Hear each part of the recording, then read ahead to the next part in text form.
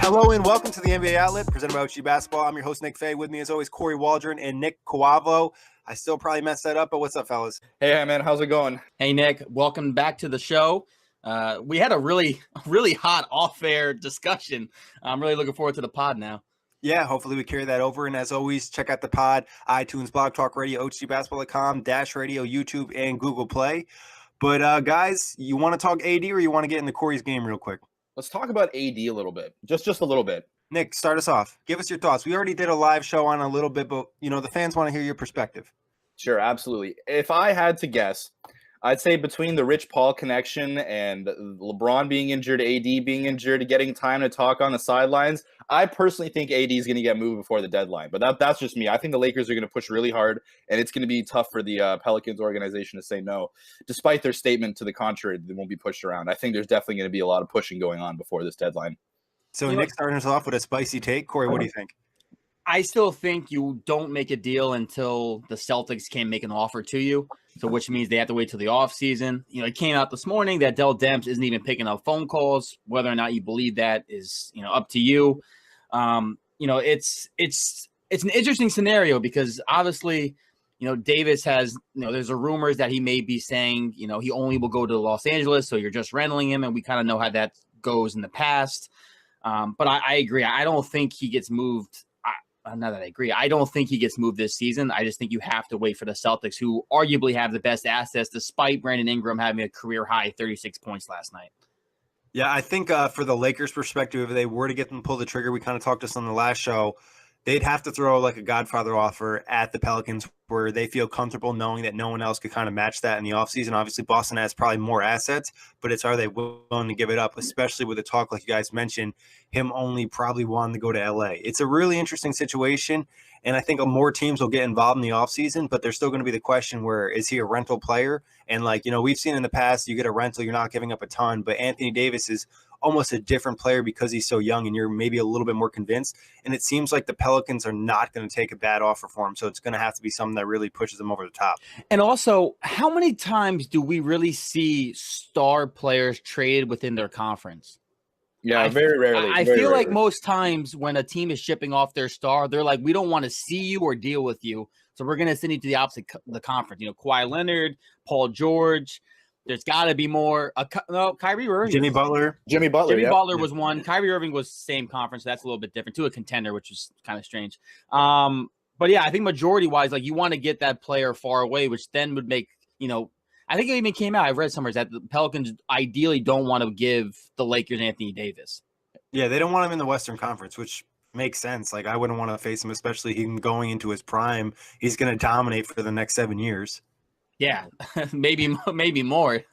Exactly. Yeah. So it's tough. Nick, any other squads that you think could get involved? Maybe some dark horse teams? Honestly, no. You're going to be hearing in the news a lot. Who have I heard so far? I've heard the Raptors. I've heard the Bucks. I've heard the Blazers. I've heard a lot of teams, but it really comes down to what kind of package can you offer, And so I don't know. To me, that they all still fall a clear tier below the Lakers and Celtics. And one last thing I want to talk about AD, because I'm sure there's going to be just news upon news coming out about the guy in the next couple of days. But to me, the thing that's been surprising is the lack of vitriol, concerning the Pelicans fan base. We've had superstars request trades, and things have generally taken a pretty dark turn for them, as characters, as NBA players. A lot of hate towards them. But Anthony Davis seems to be getting out of it pretty scot-free compared to let's say Leonard, Butler, Irving. All those that we mentioned previously. How do you guys reconcile that? What do you think about that? I think it's understandable, to be honest. And I'm not trying to take a shot at the Pelicans organization, but we kind of talked about this a little bit. They've never really given him a great team where you actually wow, this is a real contender here.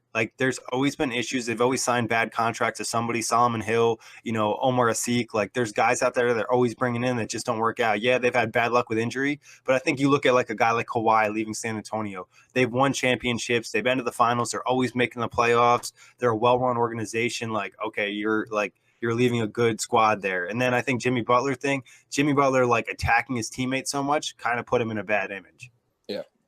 And Jimmy Butler, I think he survived the Chicago trade. He wasn't put on blast for that. Well, he didn't force a trade out. He Right. was actually told. He was told he was going to stay in Chicago, and then they traded him, so that made them look bad. Right. All right. That's a good point. No, I'm right there with you, Nick. I completely understand. I mean, they've had one second round appearance his entire career in the playoffs since he's been with New Orleans. I think they've only gotten out of the first round last year. And like you said, injuries play a part and everything else. But for a guy of his caliber at this point in his career, eventually you just got to say, I got to do what's best for me. And obviously everybody wants to win titles. And realistically, I think I mentioned this on the live show, the Pelicans' ceiling was kind of what they were last year. A second-round exit. Obviously Drew Holiday's big time. They got some nice role players, but that team is not going to make a deep playoff run, no matter how good Anthony Davis is. And we know what he can do on a nightly basis. So for me, I understand it. And, the Pelicans, the fan base should still be lucky to have had a player like Anthony Davis. It just sucks for them. They lost Chris Paul and they lost Anthony Davis, 2 Hall of Fame players, and neither guy was able to really win there. So wait, you guys ready for this joke? BC before Chris, AD after Davis. You're terrible. Nick, take him off the show. But any other final thoughts on AD before we move on? No. Is he going to shave that brow? Is he going to shave the brow? Yeah, no. Yeah, get out of the huddle. All right, Kory, I'm going to pass it over to you. All right, so I figured today's game would be a little bit of guess this player's trade value, Pelicans edition. Obviously, the New Orleans Pelicans have a lot of players people will be calling about, so I figured we'll just go down the list. Starting with the biggest name possibly available, Drew Holiday. Oh, goodness. All right, well. And the trade value, Nick, it's on like a letter grade scale, so you can say his values, A+, B-, whatever you want. Oh, okay. Well, Drew Holiday is solid A- tier trade value. At least, like, for himself personally, over the course of his career, I don't think his trade value's ever been higher. Like he, although he's not as young as he was when he was coming out of Philly with all the potential, like he's arguably realized quite a bit of that, and he's grown into himself. He's an excellent defender, like absolutely, like probably second team All NBA guard defender level. And he's a great shooter from outside. I think he's definitely New Orleans' most valuable trade chip behind Anthony Davis. He'd probably net you, like, I would say, anywhere in the region of like a young high potential player, a current role player, rotation member, and then a first rounder. Anywhere in that sort of package.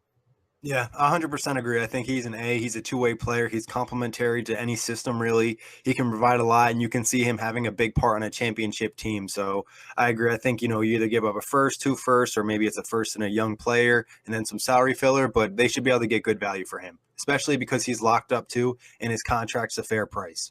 I'm right there with you guys. I'm at an A- for value.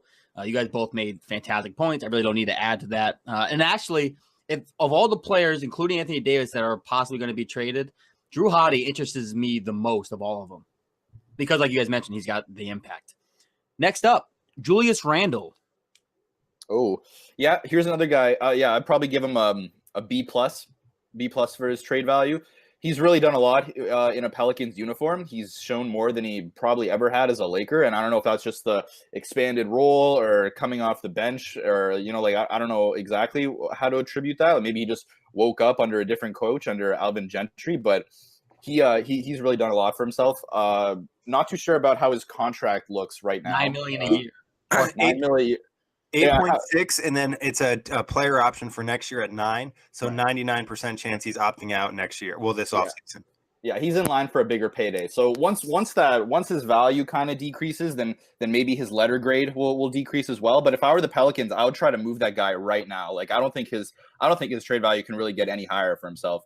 Yeah, I'd probably put him at like a B or a B- just because he's expiring. And I don't believe you're getting the bird right. So it's not like you're guaranteed to bring him back and have the opportunity, especially if you don't have cap space. And I would think New Orleans probably wants a late first or early second for him, which I think he could definitely get them. But it's also the fit too. I think he's best as like a small ball 5 unless you have a 5 that can shoot the ball because his skill set isn't amazing at the 4. And also I think his defense still isn't great. Obviously offensively he's putting up huge numbers, but defensively he still needs a little work. Is there any team that sticks out to you guys that would be interested in Randle? Any team interested in a small ball 5? Well, I mean, I could see the Hornets taking a swing at him. I like that. Yeah, that's not bad. Besides, you know what? Yeah, somebody else pick a team. I haven't really given it much thought, but I would think it'd be like a playoff team, a contending team that just needs an extra piece. Anybody for you, Kory? I mean, I like the thought of the Hornets, but I really don't have anybody. I gotta be honest. I was kind of trying to figure that out when I had his name on this list. I gave him a B in trade value, but like you mentioned, Nick, at the 4, he's just a defensive liability. He's not quick enough to really stay with 4s, and at the small ball 5, I mean, how many teams are really looking for like a Julius Randle to be their like smaller, starting small ball 5 or a backup? I don't know. It's tough. It's tough. Yeah, it's just tough to really find a great location for him. I'm sure there's teams interested, maybe like Houston. It could be a guy they bring off the bench or something. But like you have a starting center, we're not going to really take away a ton of their minutes. That's why the Hornets, I think, made a lot of sense. That was a good pick, Nick. Yeah. All right. Next up, Nikola Mirotic. Yeah, Mirotic, man. Like he shoots the lights out. He's been having a great season this year, particularly. I think his trade value is solid B. You're not getting a star player here. He's made that much clear over the course of his career thus far, but he's a solid contributor to any franchise. Like he's a 3-ball launcher. I could see Philly poking around Mirotic in particular, just because he would do a lot to shore up their perimeter shooting. He's got good size to him. Yeah, like I could see just a first rounder or a pair of seconds netting a pseudo contender or a contender Mirotic. Yeah, 100% agree. I think B as well here. I think one thing with Mirotic, he's a little bit more complementary in terms he can fit into a lot of different spots, where I think there'll be more teams interested in a stretch 4. For him, it's just about staying healthy. Nick mentioned Philly. Brooklyn would definitely be interested. Utah would be another team I think I would think about. Even like OKC, but they'd have a terrible time trying to get the contracts to match. But I think Mirotic could fit into a lot of different systems because stretch 4s are so valuable. Yeah, I gave him a B- only because of the injury history. It feels like every year he misses time with injuries. I mean, obviously, Bobby Portis breaking his face is kind of not his fault. We don't know what he said. No, that's true. But I agree with you guys. As a stretch 4, I think he fits what a lot of teams need with 3-point shooting. He's been having basically a career year where he's on the floor.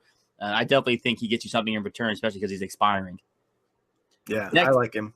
Next up, Darius Miller. This is kind of a weird name. Doesn't really play a ton for them, but he's a solid 3-and-D guy. Yeah, I think he's more of just a 3 guy. I don't think his D is great. I would give him a low grade, like a D- maybe, because I know even like one thing that Pelican fans have complained about him is he just like really hasn't developed his game. Like he can shoot the 3-ball and he really can't do anything else. Right. Yeah. I mean, in the same vein as Wayne Ellington, maybe perhaps like some sort of like to ballpark his value, probably a little bit less than Wayne Ellington, but yeah, I would say Ellington's better because he's more experienced and his off-ball movement is very good. Yeah, fair. Next up, E'Twaun Moore. Oh, okay. Yeah, so E'Twaun Moore's been having a pretty solid season. Is he my biggest thing with E'Twaun Moore is like I don't think he's a starting caliber player. Like I think he's fantastic off the bench. Like if he's your off the bench shooting guard, like good for you, man. This guy shoots the lights out from beyond the arc. He plays like pretty solid defense, like so a decent 2-way shooting guard. I don't think he has a lot of top end potential. That's just me. Like he's 29 years old, going on 30. I'd probably give his trade value like a B-. Yeah, I like that. I think, like you said, Nick, he's a backup. Like he's not a starter. He's maybe your 5th starter at best, but he would give you some nice shooting. Somebody you can bring off the bench, give you some scoring, give you a little punch.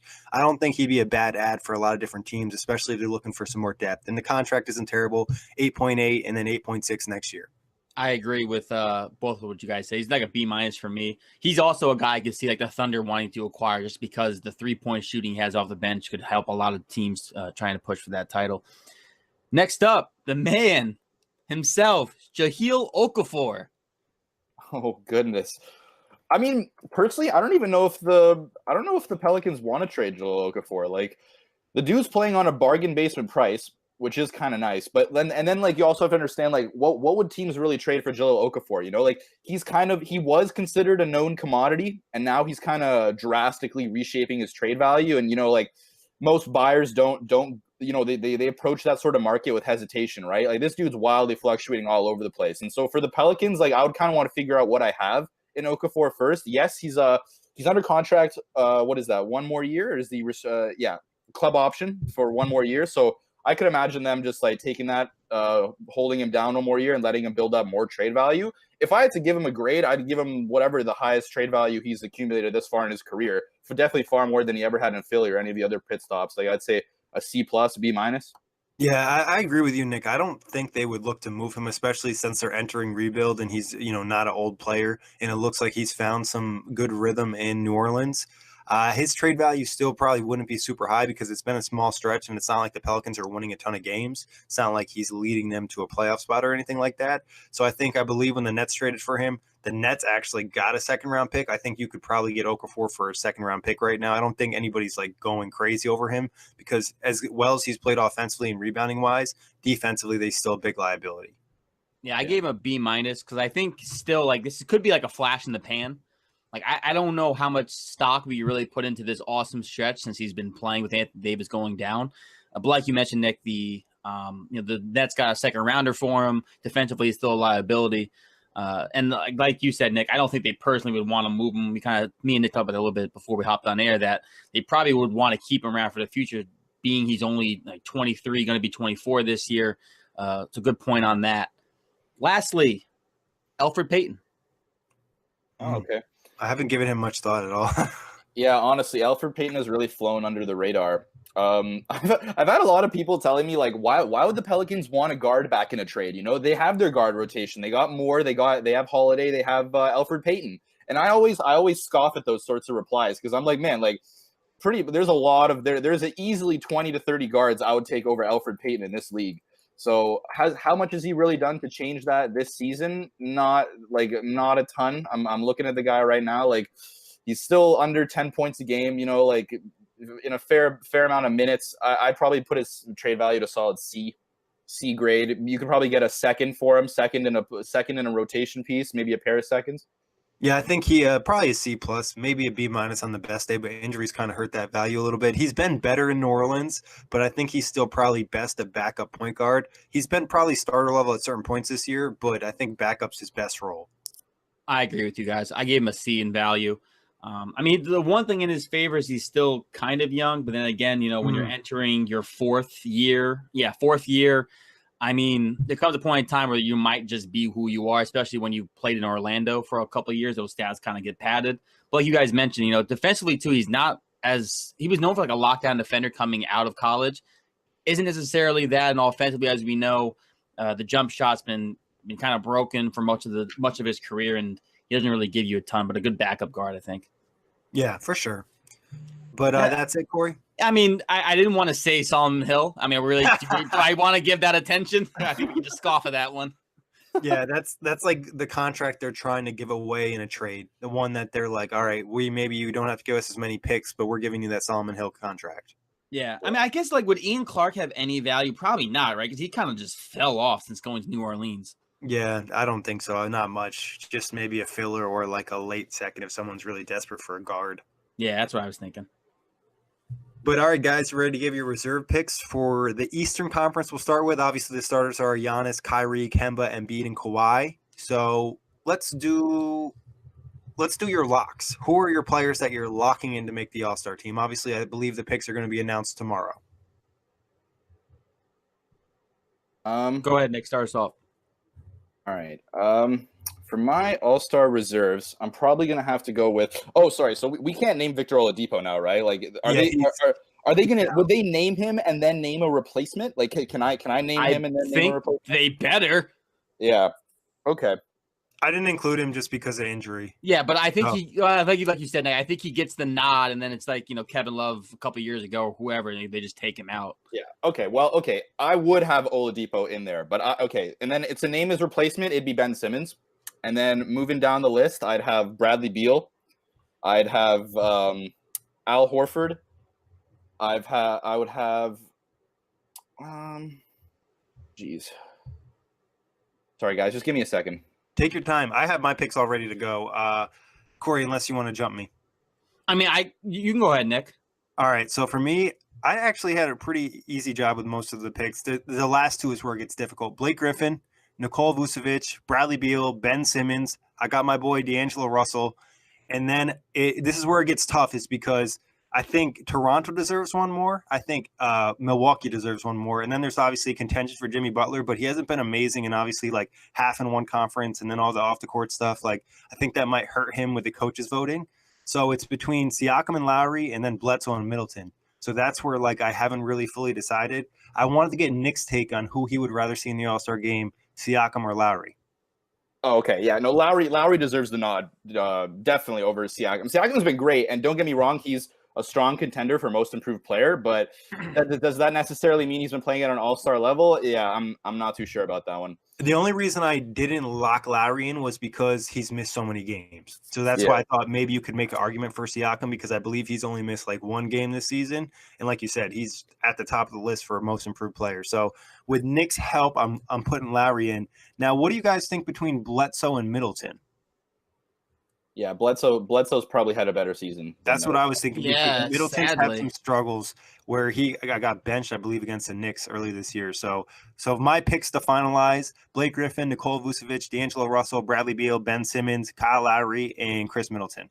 I'm looking at my list. It should be 7 players, right? Is that Yes. what the yeah? Okay, Yep. that's one. For some reason, my list is looking off. He's got like 22. No, I know why. It's because I have Oladipo down. I have D'Lo going in for Oladipo because Oladipo's not going in. All right, so my guys, I was gonna go off mine. I got Blake Griffin as well. I got Victor Oladipo with D'Lo taking his spot. Bradley Beal. I put Pascal Siakam in.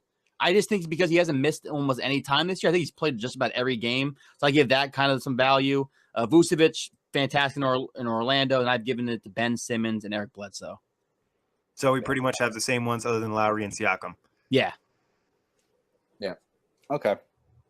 But I have one question though. Does Wade somehow get in because he has so many votes? Like I don't know how the voting works. The reserves are voted on by the coaches. All right, No, so Wade's not going to get into the game now. Thank No, you. he's not going to get into the game. No.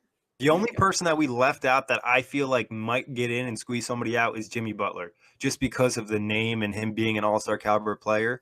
But I like the guys that I picked over him, but I wouldn't be surprised. Well, I had a question too. What do you guys think about do you think there's any chance a guy like Andre Drummond or Jason Tatum get in because like Andre Drummond is like stat wise really good, but like The Pistons are not good enough to get two players. I didn't think so. Yeah. Okay.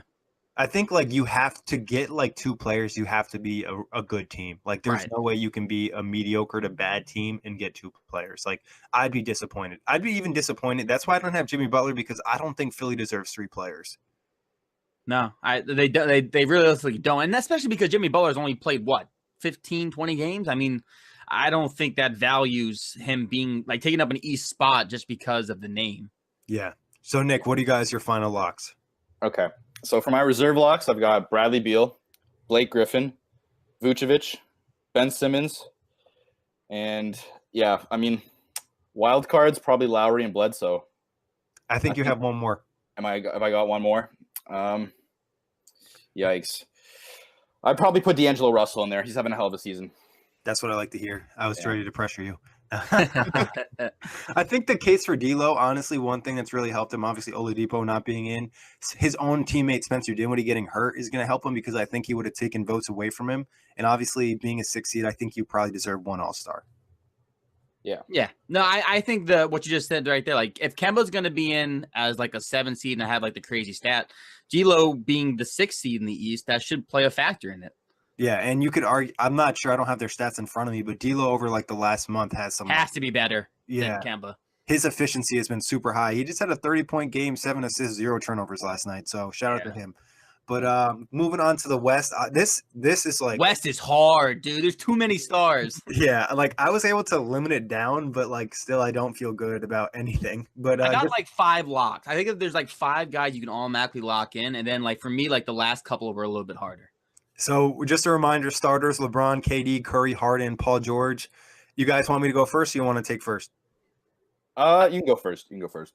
All right, Anthony Davis, obviously. Nikola Jokic, obviously. Rudy Gobert, Dame Lillard. I think Karl Anthony Towns has done a good job. And then Russell Westbrook. And then for my final spot, I got it down to Aldridge, Luka, and Tobias.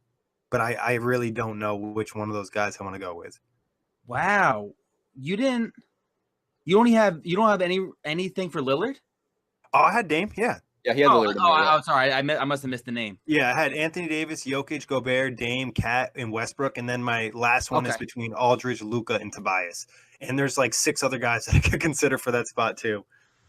Like I feel weird not having Klay Thompson on there, but I think other guys have been better. No, I mean Klay Thompson's early stretch where he just couldn't hit water if he fell out of a boat. I think that obviously kind of hurts his chances. You want to go, Nick? You want me to go next? Yeah, sure. I'll go. I'll spit him out. AD immediately seeing him out of the starters was a kind of a shock to me personally, but I mean, there's so many good names in that starting lineup. So AD, Jokic, Lillard, Westbrook, and Gobert, and then my wild cards are Luka Doncic and Karl Anthony Towns. Okay, yeah. For me, I got Anthony Davis, of course, Rudy Gobert, Jokic, Luka, Lillard, Towns, and Westbrook. Okay. I think Luka's the one that I'm not sure about because of him being a rookie and the coaches are voting. So I feel like they're less likely to give it to a rookie, but he probably does deserve it because he's really carried Dallas a lot of the season. But I think they might give the nod to Aldridge just because he's the older guy. I'm not 100% sure on that, but just some thinking of a coach. Also, I really like the season Tobias is having. And if you look at his numbers, he's like super efficient. He's averaging like 29 on 50 and 44. Yeah, it's a fair point. I mean, I had De'Aaron Fox as like a bubble guy. Is that crazy? No, I don't think so. He's been their best player, and they've been one of the most surprising teams. I think he'd be a bubble guy. I don't think he'd really ever get in. Right. I think one name that we're like locking in, who like some people have questioned being in, is Westbrook because Gotta be in. Yeah, his inefficiency. Yeah. But no. He impacts the game in too many different ways. You know, like it's kind of like similar to how Lowry's stats. Well, Westbrook has stats screaming for him, except for the efficiency ones. But it's also just a product of like what he does on the court, right? Like that OKC team, as great as Paul George has been, would probably be on the threshold of the 8-9 seed if they didn't have Westbrook, right? So he still just does way too much for that. Yeah, I mean, watching the game last night, Paul George is clearly the best player on that team right now. Yeah. But like, it's still like, even though like Westbrook is, you know, not efficient at times and takes some terrible shots, like Westbrook still dominates the court more. Like you almost feel Westbrook's presence still more than Paul George, despite Paul George's offensive scoring. So that's a great point. Yeah, no, I think so. I think that his like feel on the court, like you just feel Westbrook out there. It's good or bad, but his just impact is felt. Yeah. So I think the West one's going to be really interesting what happens with that. So I think I got one question though. I really didn't have Rudy Gobert as a lock. Like he's on my list, but he was one of the like the only guys I had as a lock, and this may be a surprise. I had Davis, Lillard, Jokic, Towns, and Luka as a lock. Westbrook was the next up, and Rudy Gobert was the last guy I put in. I would say just because Utah's like bouncing back and Gobert's still been such like a dominant defensive player, and Utah's probably going to get one in. I didn't have Luka as a lock because, like I said, he's a rookie, right, so I think that'll kind of like turn. I watched too much. I watched too much Dallas games. Like I see too much impact. So I mean, I think the case for Luka is definitely there. I'm just not sure if he'll get it over a vet. Like I kind of would like to see Tobias Harris get in because he's had such a good season, but also the Clippers aren't having an amazing year. Right. So that's a fair point. Yeah, I mean, to me, it'd also be kind of like for the Clippers to not have an all-star, it'd be kind of like a validation of their team building. You know what I'm saying? Like in that, like, yeah, they really don't have any star quote unquote players, but they're pulling together a playoff run. You know, so like to me, it would almost seem more appropriate for the Clippers to go without an all-star. But that's just me. It would do Tobias Harris wonders going into this contract year if he was to somehow sneak into the All-Star game. I must say that. Well, we could also mention that there's a chance Anthony Davis doesn't play in the All-Star game. Good point. Yeah. So you got to consider that. There's also a chance that somebody else might quote unquote roll an ankle beforehand and not want to play. So I think that's something to consider as well.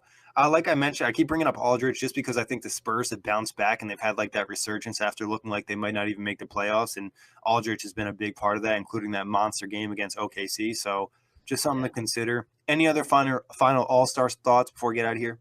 I don't want to see Derrick Rose on the court. Like, please tell me Derrick Rose does not make. He's the same category as Wade. Probably the coaches aren't going to get him in, even though I don't know. I'll be in an uproar if we see Wade, Rose, or either one of them. Yeah. Well, if they already get Cat, there's no way they can get Derrick Rose. Like if they were to get 2 All-Stars, that'd be trash. Yeah. So that's my thoughts on it. Firstly, just a little sidebar on Gobert. What's your guys' defensive player of the year? What's your top 3 for defensive player of the year? Oh, you bastard. I mean, if I can rattle them off real quick for me personally. Yeah. I think it's got to be Paul George. It's got to be Rudy Gobert. And honestly, just watching what Drew Holiday did to James Harden last night, I might even want to put Drew Holiday in that conversation, but I know his name isn't big enough probably. Yeah, I agree. I think Paul George, Rudy Gobert in there. I think you can make a statement for like Anthony Davis because he's always in the conversation. There's been talk probably about Joel Embiid as well in there just because of Philly and he's just such like a monster rim protector. But I think like right now, Paul George and Gobert are probably at the top. Yeah. You guys don't think Draymond will win it, right? No, not this year. He's been too off. And the Warriors just like they've been good this last month, but before this, they've been like pretty good. Yeah, correct me if I'm wrong, but I'm pretty sure Draymond not winning Defensive Player of the Year and not making an All NBA team would have significant implications for his next contract. It could, sure. Yeah. That's a good point. Especially, because he's not going to make an All NBA team. He's not going to make the All Star team. So it definitely could have an impact, and obviously it could lead to more players leaving Golden State. But that's for another whole show. Moving on to the trade deadline, just catching up on the recent trades. Will Jackson, one of our new writers at OTG, he proposed this trade. Brooklyn Nets received Terrence Ross, Jonathan Simmons. Orlando receives Alan Crabb, Rondae Hollis-Jefferson, and the Knicks 2019 second-round pick.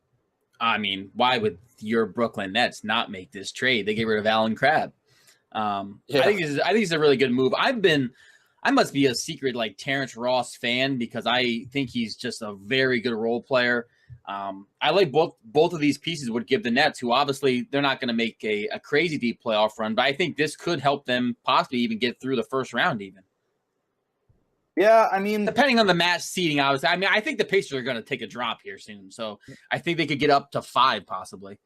Yeah, the issue for me with this trade, the only thing that really holds it back is that do the Nets make like a quote unquote like short-sighted trade? Like, are they going to pay Terrence Ross? Like, to me, that's the question, right? If the Nets are interested in retaining Terrence Ross beyond this season and they sign him for a reasonable value, because he's an unrestricted free agent, right? So if they're interested in keeping him, then go ahead, right? Like, and do I think Terrence Ross like puts them like, does he move the needle from the Nets being bounced in the first round of the East to the second? Maybe, but like giving up on RHJ is a little bit of a short-sighted move to get somebody who's significantly older. They do get out of the Crab contract, which is pretty significant. And that's probably one of the main drivers that I could see like moving this trade. But yeah, I don't know. It does Ross stick around?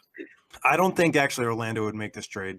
Like they probably want at least a late first here, especially if they're taking on Alan Crabb. They might even want a future second too, because I think they're probably looking to get like either early second or a late first for Terrence Ross.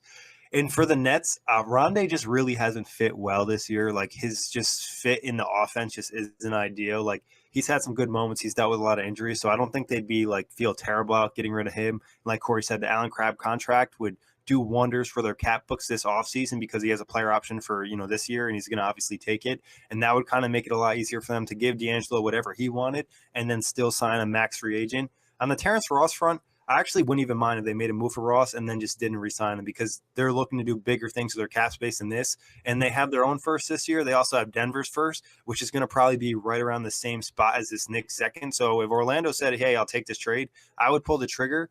And I don't think I would worry about Terrence Ross just because it's whatever. Like you're just trading a second in a draft class that's not necessarily amazing.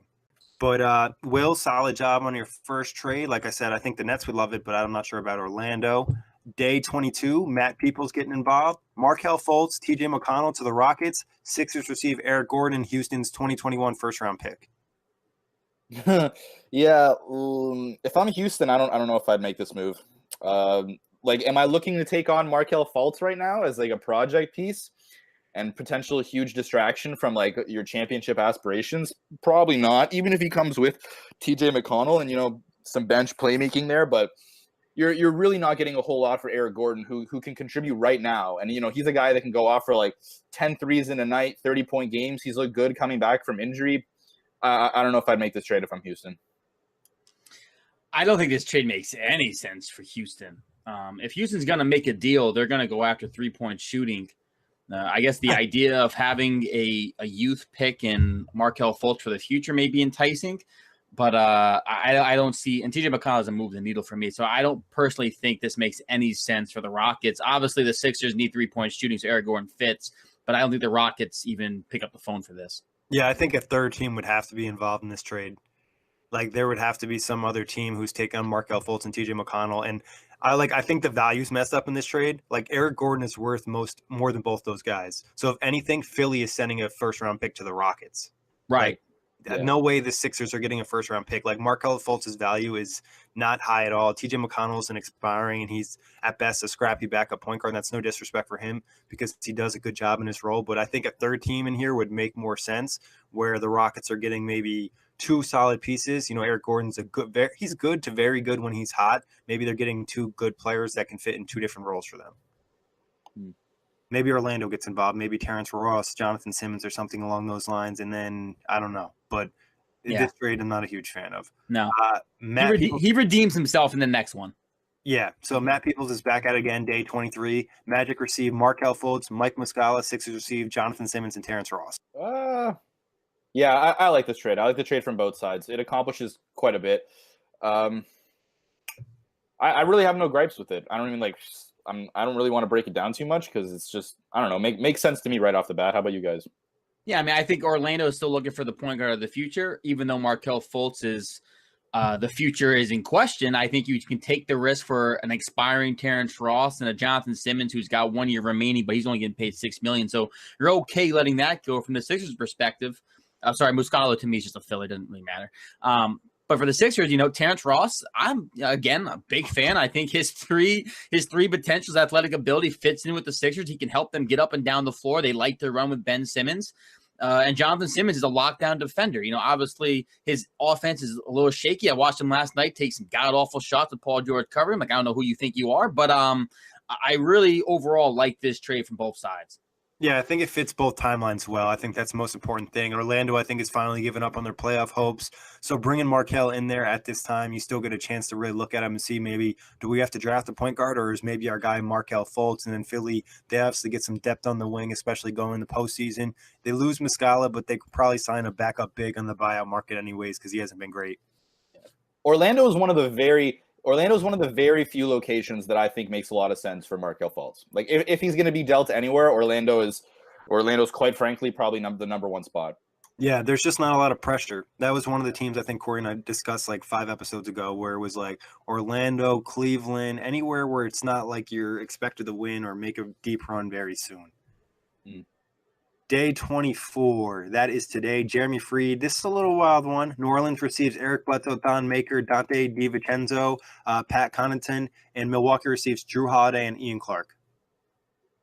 Ooh. This is a breaker. Yeah. Oh my God. That's a lot to give up for Drew Holiday. Thon Maker does want to be moved. I mean, and no picks involved, right? This is all just players. There's no picks.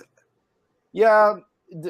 Debatable. Does that reduction to team depth and chemistry, does it move the needle for Milwaukee, right? I don't know if Milwaukee's going to be making any moves that are unless they're pretty significant, in terms of, does it move the overall talent of the roster forward?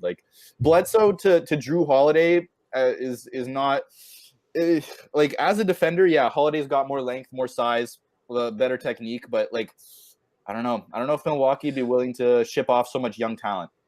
So I'm not worried about the talent. I just think the Pelicans are going to want a draft pick. I'm not even saying it's got to be it's got to be probably a first round, maybe even a second. You just got to give up more because Eric Bledsoe's expiring, not going to resign with New Orleans. Thon Maker wants out. That kind of works. You're getting rid of Anthony Davis alongside Holiday at some point, so Maker could be a part of the future. DiVincenzo, decent three-point shooter. Connaughton, I've actually really enjoyed him in Milwaukee. You get both those guys for 2 years. I actually really like this from the Bucks perspective because Drew Holiday's locked up long term, as we mentioned earlier in the show. So then you have Drew Holiday, Chris Middleton, Antetokounmpo, and whatever else you got to do to fill in the roster in between. You got to make it happen. You got to obviously bring back Brogdon on a restricted free agent deal. Then your defense becomes probably better. You have Holiday long term alongside those guys long term. So now your window's a little bit longer and wider, I think. So I think it actually helps them, despite there probably would be some luxury tax issues in the future. I think insurance-wise, it's good for Milwaukee because if they were to lose Middleton, I mean, most likely he resigns, but if somebody sends him a crazy offer, I think the Bucks could pass up on it. But like you said, from the New Orleans side, I think they might want to pick. They are getting, maybe you take out DiVincenzo and you put in a first and a second or something. I think Thon Maker has some value. DiVincenzo, I don't think he'll ever be a starting point guard. And Eric Bledsoe is almost like a salary filler in this situation because I don't think they'd have long-term interest in him. So he'd probably be gone in free agency. Yeah, I could even see this getting stretched out to a 3-team deal where Bledsoe's going elsewhere, Holiday goes to the Bucks, and then there's some other asset getting Bledsoe going to the Pelicans. That makes sense. That would make a lot of sense because Bledsoe doesn't necessarily bring the value to the Pelicans. Right. It's definitely something to consider. I mean, it depends on how you view Drew Holiday, but I think he would be just a guy that you have to lock down. Like, let's say you're facing Boston in the playoffs, you throw Drew Holiday on Kyrie Irving. It's probably one of the best matchups you're going to get. Yeah, and also not that Eric Bledsoe's a bad 3-point shooter, but he's definitely better at the rim and driving. I think Holiday gives you a little bit more floor spacing. Yeah, he hasn't shot great this year, but I think he's picked it up over the last month. But yeah, the spacing is a little bit different. Let's see what happens. I don't think it's a terrible trade. I don't think it's going to happen, but I've seen way worse. Any final thoughts on this trade, fellas, before we move on? Oh, solid. No, yeah, we can move on. So any other trade rumors pop out to you guys over the last few days you want to mention? I mean, I'm just interested to see like how much of a fire sale New Orleans undergoes, right? Like this is a franchise that's like historically been very, very wary of doing the whole fire sale thing, and now it seems like the vultures are circling, and I really would love to see what their roster composition looks like after the deadline. I mean, the only rumor that I thought was humorous, not even like a big deal, was just the fact that, you know, Lonzo's camp was like, we'd like to go somewhere where a point guard isn't established. Like you have you have any goddamn say on where you're going, Chief. Yeah. And who's the established point guard in New Orleans? Alfred Payton? Exactly. Like it's he's been solid for them, but I think like if you're worried about competing with Alfred Payton, then you should be worried about your career. Right. Payton's a bad player, but that's a fair matchup for you to compete with. Yeah, their offensive game is pretty similar, right? No jumper. I think that's the only one that really sticks out trade-wise. I think you can make a case that the just a rumor that the Raptors are interested in Anthony Davis is kind of interesting to me. So that's just like a full, we're going all or nothing this season. But aside from that, I haven't really seen anything that stuck out. What would be your best offer for Anthony Davis, Nick, from a Raptor perspective? Ooh, I don't know if you've seen that 3-teamer that I had with the Knicks and Pelicans, but either way, it would have to involve, for sure, the Pelicans would have to get one of either Valanciunas or Ibaka, so like a contributor for right now and some salary. And then you could probably throw them like a combination of Delon Wright, Anunoby, and Siakam. You know, they're going to be looking. They're absolutely going to be looking. If the Raptors are going to be involved, Siakam and Anunoby will be going there for sure, 100%. Yeah, I mean, from the Raptors, you'd have to throw everything but the kitchen sink at them, right? Like, essentially everybody but Lowry and Leonard on the table. Like, you just have to give it all up. Like, if they want Norman Powell, sure, like that's not a fantastic contract, but definitely Siakam and Anunoby are in there. Yeah, I would agree. I think both those guys, and there'd probably just have to be a ton of picks. Obviously, they sent, I believe, their pick to San Antonio for Kawhi, but you could get deep in the future, do some pick swaps, get creative, maybe trade one of your players to another team for a pick.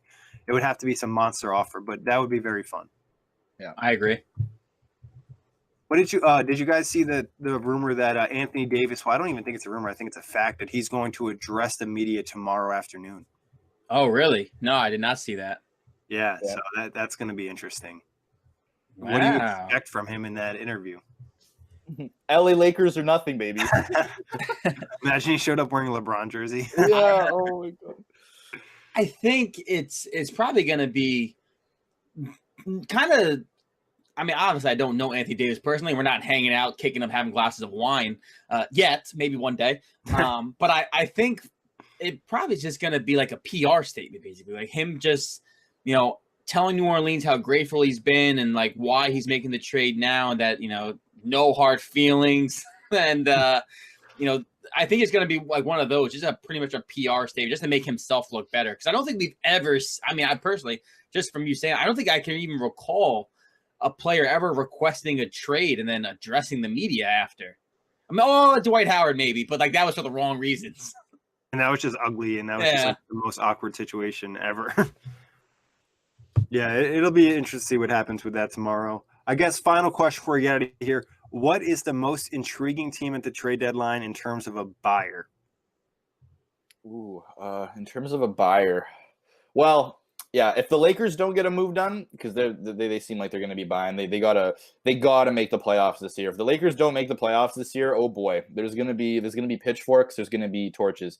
But in terms of a buyer, I'm intrigued to see what the Raptors do. You know, like how to create some separation if at all possible. But that's me coming as a Toronto guy. Besides the Raptors, if I had to pick a team besides the Raptors, I would love to see what the Denver Nuggets do if they choose to do anything, because they are under the radar in terms of the packages they can offer.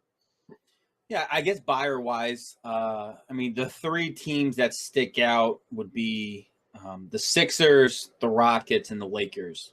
Would probably be the three teams that stick out. So I just feel like the Sixers are eager to try and add some sort of depth. The Rockets, I mean, Daryl Morey just can't count him out at this point. I just feel like he's a guy who's always looking to try and bolster the roster, especially after a tough loss last night. And then, of course, the Lakers, you know. I wanted to talk about this for 1 second. I find it humorous how before this season, when LeBron signed, everybody was like, like he's here for 4 years. So realistically, these first 2 years, we're not looking to make a deep playoff run. We're just going to try and develop the youth, see what we got, bring in some stars, and really play for like year 3 and 4 of his contract. And here we are halfway through year 1. It's freaking trade everybody. But that's it. I digress. I feel like that's what we really all expected. Yeah, that, we knew that all these guys weren't going to make it. Even the way they signed the veterans to the contracts, they're all almost like cap fillers for like trade deals. I think one interesting team to keep an eye on in terms of buying wise is Utah. I think they are a team that they could add one more offensive piece and it would give them a major boost. Yeah. I would love to see them make it. I just don't know if they got like the assets to really make a good move. I've heard that they've circled Mike Conley as a name that they're interested in. I think that's a great idea. I think we mentioned that on one of the last shows. Yeah. And we'll have a trade dropping later today on OTG, Mirotic going to Utah. Ooh. But that's for the next episode. As always, guys, a pleasure. Thank you for hopping on. Thank you, everybody, for listening. Check us out, iTunes, Blog Talk Radio, OTGBasketball.com, Google Play, Dash Radio, and YouTube. Peace out, Knuckleheads. Peace.